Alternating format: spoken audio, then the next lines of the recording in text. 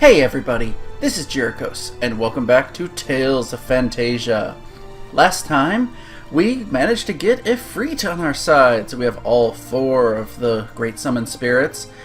And this time, with our permit in hand and 4 Summon Spirits in tow, we are entering the Moria Mine. Let's go ahead and head on in, and yeah, if you didn't have the permit before, this guard would stop you and you wouldn't be able to proceed. You can't enter without permission. We have the approval of the King of Alvanista. We also have this permit. Oh, pardon what I said earlier. Please, go right ahead. By the way, in the depths of the mine, there are altars to the 4 great spirits. At least that's what the exploration team said. So, most of the adventurers have been turning back after floor B5. Good to know. Might be where it starts getting serious. Ruins of the Moria Mine. Those without approval from the King of Alvanista may not enter. So we're going to start exploring. We've got a few enemies to find here, and a few treasures. Orange gummy. Now, we got some stairs here. Oh, and enemies!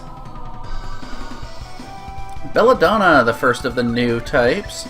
Now, actually I realized I want to change up... Oh, I forgot to change my equipment. Belladonna's actually absorb water, so Kless is going to be worthless in this fight until I change my sword. We actually want to change the spells.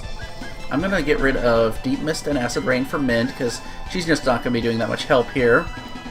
I'm going to get rid of Undine and put Ifrit on Clarth, and specifically, we want Cyclone on Arch.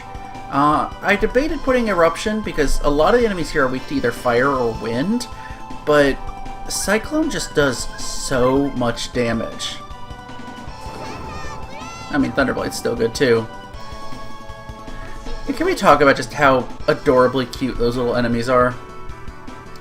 Now, Cyclone... Oh, I only hit one of them. Come on. Ifrit, yes. Burn the Belladonna down. Yeah, most of the enemies in this cave are weak to fire or wind. Not too bad a fight. Really, you'll find most of the enemies in this cave are actually really weak. They just have a lot of HP, so fights can kind of drag on. We want to re-equip the Gungnir. Now, these stairs, if you go down them, we'll just go ahead and run, it will lead you down floor 2, floor 3, and eventually to floor 4. Nice quick shortcut, except the door's locked. Can't get through there. So, we'll have to go the long way around. Head back up here. Don't worry about all these sprites, you know, around on the map. They don't actually do anything. Flip this lever. You'll hear it clack, and it opens up this door that was previously locked if you'd come over here early. And with that, we're done with the first level, on to level 2, and another enemy encounter. Hey, the other enemies we're looking for. Ochre Jelly and Vampire Bat. Mint, you go ahead and use Spectacles on this bat, and since we got a pincer attack, I'm going to have Arch go ahead and use her spell. Gosh, she's getting hit, isn't she? Come on. Come over here. Can you please... that's the problem. The vampire bats can put you to sleep with their attacks, so it can be mildly annoying. And I just realized I scanned the bat, but I have not scanned the jelly. Also weak to fire and lightning this time.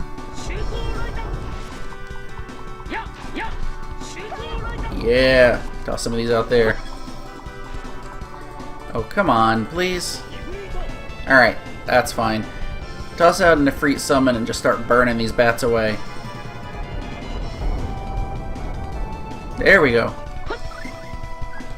Now Arch can finally get off that Cyclone attack.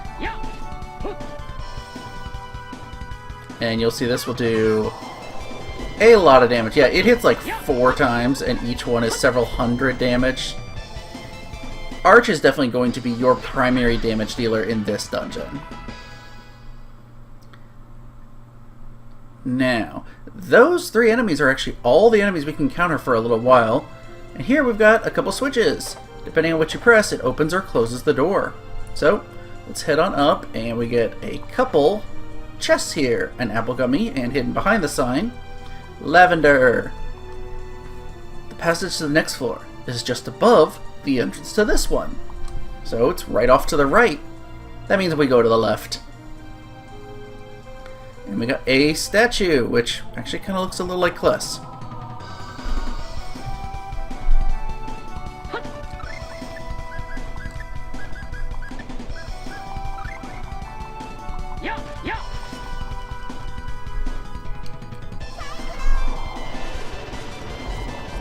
Okay, you know what? I'm leaving this battle in just to show that is how powerful Cyclone can be.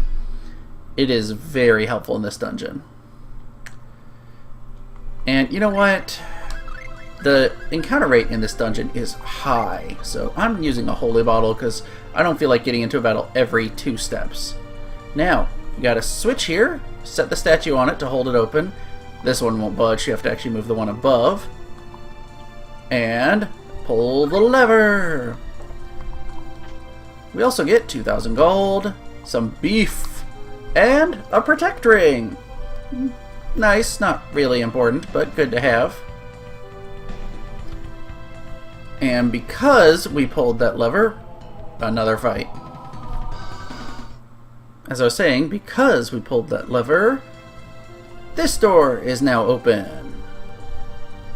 And we're down to floor 3. Now, off here, weird little switch on the, or plate on the ground that's off, we have a switch.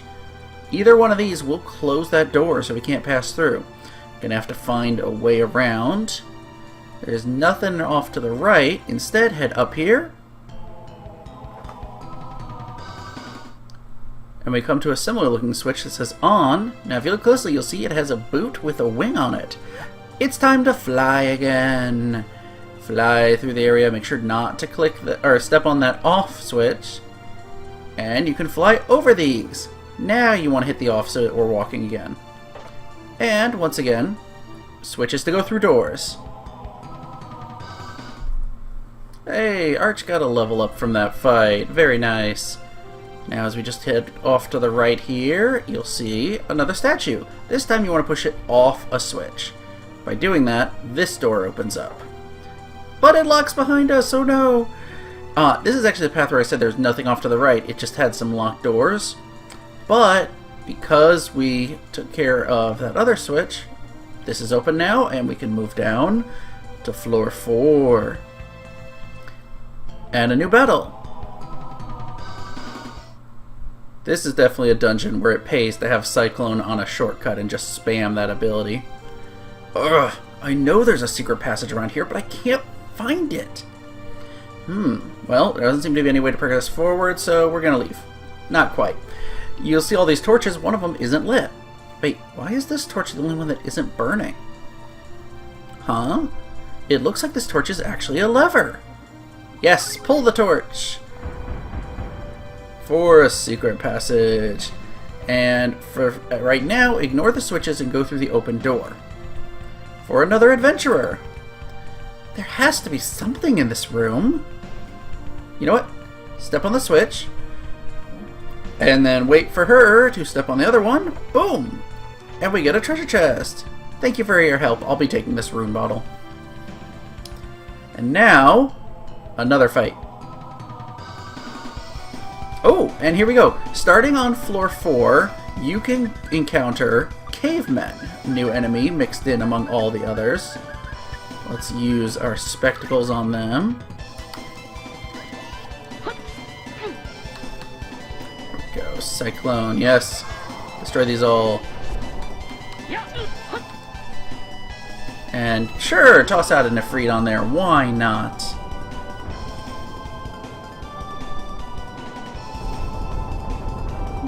Burn the bats to the ground. Cyclone is nice because it does hit a lot of enemies, but you want to try and make sure they're grouped up as much as possible. There we go. This will hit them both. This is is also another reason why I wanted to keep that accessory on Arch that increases her max TP. It gives her a lot more casts of the spell, and battles really don't last long enough for that slow tick of TP to be that helpful. Now, switch! And back here, you'll recognize this is where we came down those stairs from the first floor. But we can't get through there, so up, up, down, down, left, right, left, right. Yep, whoever programmed this game was a fan of the Konami code. So we got a bunch of switches here. Hit them in that order. Oh, my holy bottle wore off. Now, up, up, down, down, left, right, left, right. And there you go. If you listen carefully, you'll hear a door open. It's not for this door here. That actually confused me my first playthrough. It is for this door.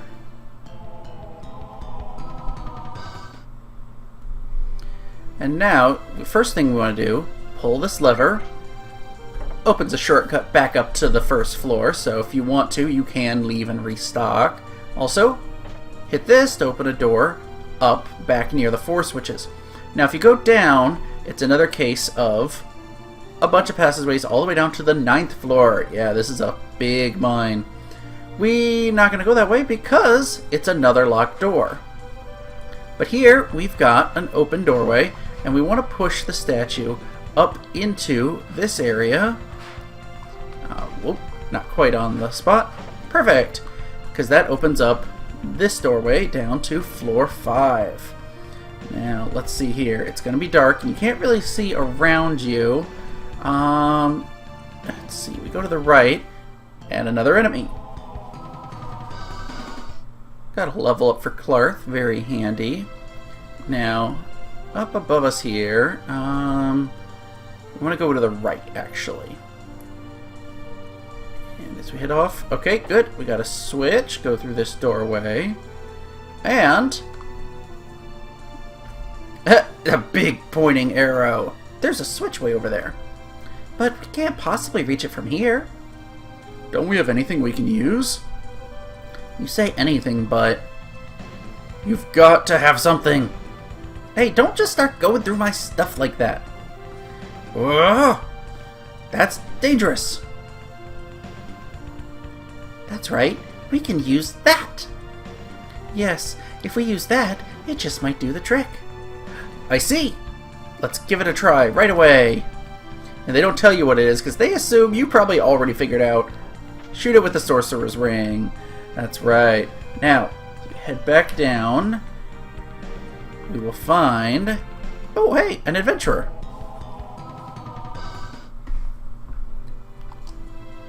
Did you see the button in that room over there? To go any deeper in the mine, you'll need some way to push that. I don't think I've ever noticed her or talked to her before. That's kind of funny. Now, we head here. Off to the left. Where is... Oh, here we go. Yeah, if you loop around... That door was locked before, and it would not let you through. But since we hit that switch, it brought us down. Now, another enemy! Yeah. Oh, and this is actually one of the new enemies here. Starting on floor 6, you can encounter Ogres. So, we want to keep Arch... There we go. Keep her free so she can keep spamming Cyclone. Good. Now, keep it up.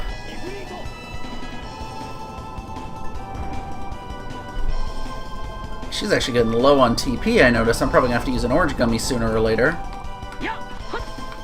Come on, Arch. Hit him hard. Seriously, it is my favorite spell in this dungeon. There we go. He's gone. Some more food. Let's go ahead and use an orange gummy on her. I want to make sure she stays with plenty of TP to keep spamming that. Actually, I'm going to use 2. Can't be too safe. Now here we've got a 3-way intersection. Ignore the spikes. You don't want to step on them, they'll hurt you. Head up to the left here, and here we got something very, very special. The technical ring. This allows you to change from semi-auto to manual. Let's go ahead and equip it on Kless. And now we're going to switch to manual because semi-auto, auto makes sense. It's just the character's controlled by the CPU. Semi-auto lets you walk, and whenever you use moves, you'll run toward enemies. Manual, however, lets you choose to run, jump, dash, just whenever you want. So it makes it easier to slip past enemies, hit them from behind. You don't have to rely on like Lightning Claw to get over enemies and get behind them.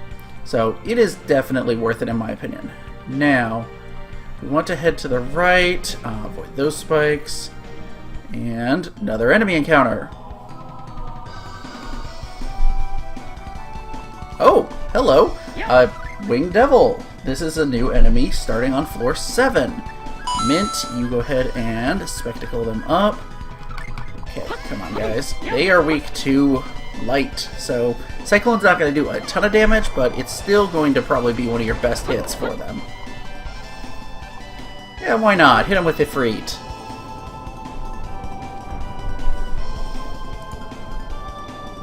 Keep going. There we go. That's not great, but yes, Cyclone them up. Yeah, still lots of damage.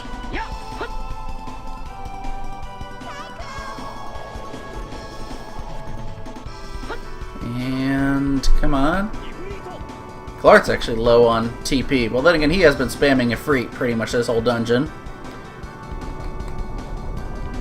Come on, we almost got him. Okay, you know what? Just kill him off with a Cyclone. Ah! The toy hammer floating in the air. There we go. Oh, he was almost dead.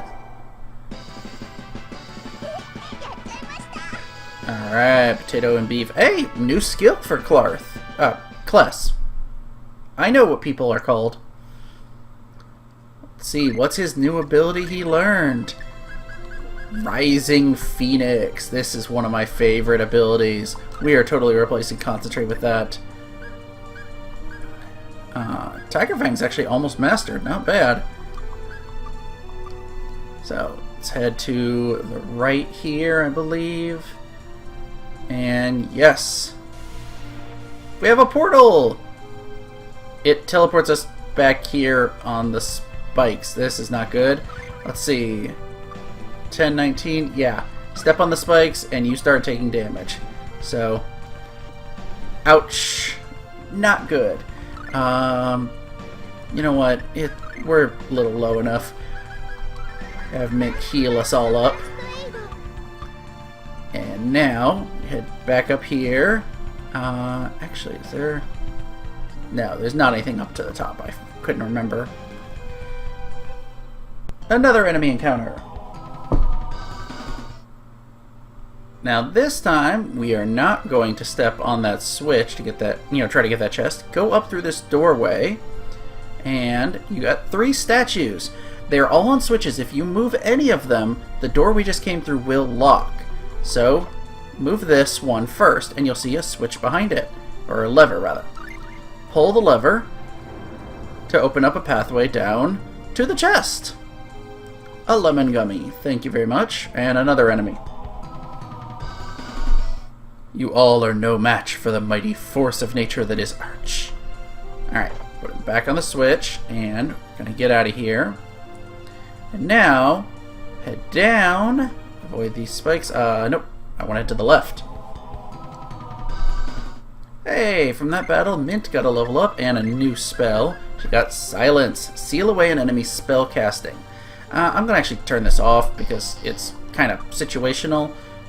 But it will be helpful in the future. Now here, avoid the spikes, and boom, we get to go down a level. Now, what's interesting is the Winged Devils are supposed to only appear on floor 7, I thought. I'd never encountered them on 6 before, but I guess maybe my notes were off a little bit. Anyway, we've got a save point, And we got 4 areas here. 2 with lit torches, 1 empty. Can't do anything with it. And 1 unlit torch. It's been extinguished. But it's different from the switch on the upper floors. This is just a torch. Light it. And we get a teleporter. Step on it to go to the next room. And above us, we got a chest. Let's grab it. Nope. It's got a hidden teleporter that brings us right back here. So, let's go see if we can find another way to get it. Or an enemy fight. And as we head right, you'll see a sign, actually. The treasure lies on the path less traveled. So, implies we gotta go around to get it. So, let's head up here, and boom. We got the lemon gummy. Now, head back in another fight. Arch got another level up out of the fight. And I forgot, I'm actually heading back to the right. I want to this time take the teleporter. Brings us back here. Step on this again. And now we're in a different room. And again, the trick is don't go at the chest immediately head on. Oh, I realized why I'm getting in so many battles. My holy bottle wore off. Oh, I need to buy more of those. And top off her TP again. Walk around. So yeah, it's the same room, but it's kind of twisting stuff.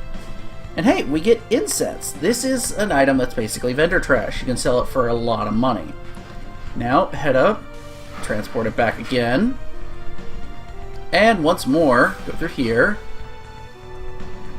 And chest to your left. You guessed it. Ignore it and go around. Say the same thing, I think? Yeah. Mystic Broom. Ooh, yes. That is a new weapon for Arch. And hey, it ups her accuracy and her attack. By a lot, actually. I will happily take that. And we portal over one more time. This time, when you take the portal, we're in a new room with a bunch of candles. Now, we want to shoot all of the candles or get in an enemy fight. Alright, now, as I was saying, we want to light all the candles. It would help if I actually stood far enough away that I could hit them. And there's 5 of them total. Light both sides of all 5. And it opens a door. And in this area, we want to head to the left, I believe. No, I was wrong. We want to head up for another fight. Very nice. Clarth got a level up out of that. Now here, we keep looping around.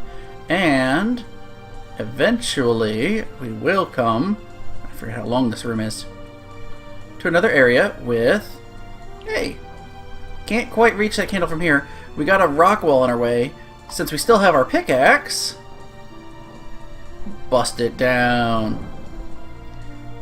Now, yet another enemy encounter. Oh man, the encounter rate in this game sometimes drives me just a little crazy. Alright, you should have heard this sound of a door opening.